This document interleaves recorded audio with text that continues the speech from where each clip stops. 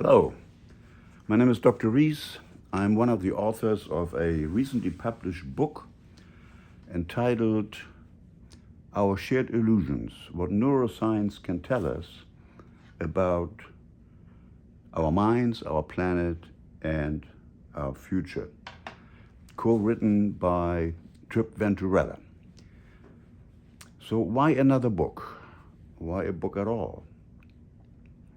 Well, it all began in the year 2020. At that time, a massive heat wave engulfed Northern California, where it endangered thousands of homes, burned down thousands of homes, and came perilously close to my own place of living here in Northern California. So I was rattled by this, of course, and I began to ask, how did it come to this? Why did we let it come to this?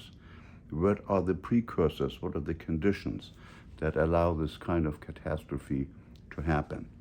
Now we are in the year 2024, just a couple of weeks or so after the re-election of our past president.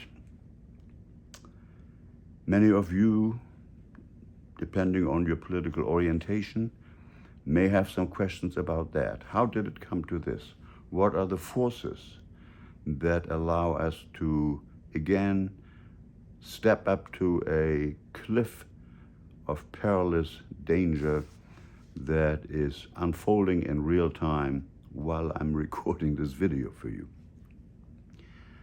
Well, our starting point is the assumption that all of us, all our consciousness, all our plans, cognitive capacities, emotional responses, of course, reside in our brain.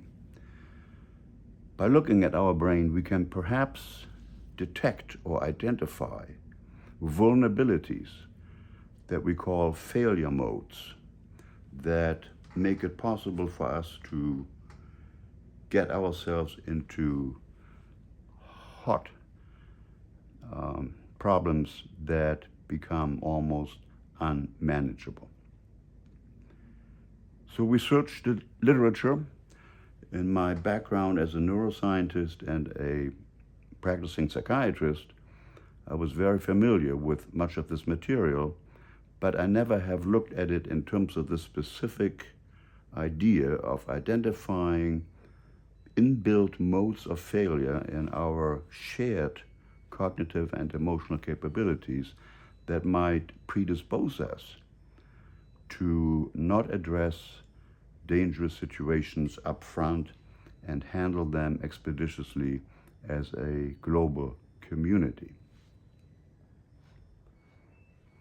So in the several chapters of this book that deal with the neuroscientific aspects, we identify modules in the brain, some of which were only recently discovered, maybe 20 years ago, that lead to various incapacities on our part to identify problem, to rally as a community to deal with these problems, and to adjust to any failures as they may occur, and still deal with dignity and hope about the future.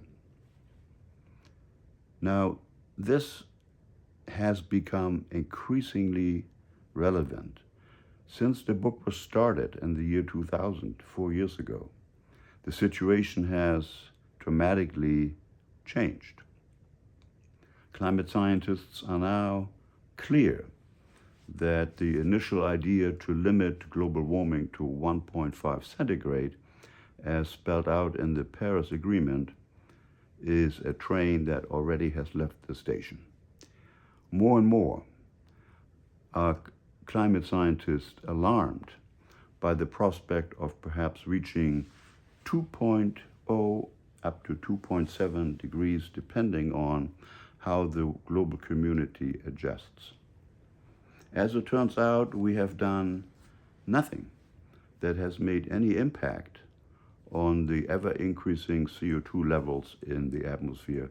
CO2, of course, being the driving molecule that traps the heat and blankets our planet in a ever-increasing hot zone.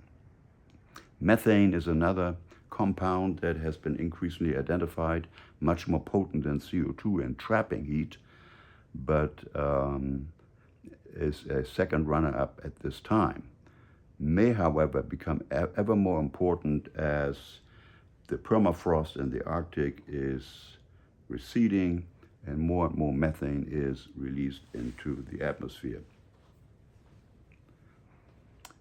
So we started with a simple question. Why is it that we see us as separate from nature, as being the domineering force, that we should be controlling nature, that we have the capacity to control nature, that we have dominion over the world as it is suggested in the Bible when God encourages us to multiply and be the domineering force over everything else on the planet. This has clearly not worked out. It is because we have a deep-seated bias that doesn't allow us to identify ourselves as being intrinsically a part of nature. We call this dualism, man versus nature dualism, that we are somehow separate. But as it turns out, and we describe this in the book, we are deeply embedded in nature, and the entire history of nature and our own evolutionary background indicates that nature constantly writes into our software and hardware in our brain and modifies us on a daily basis. You never wake up with the same brain twice. It's always constantly being modified by your interaction with nature.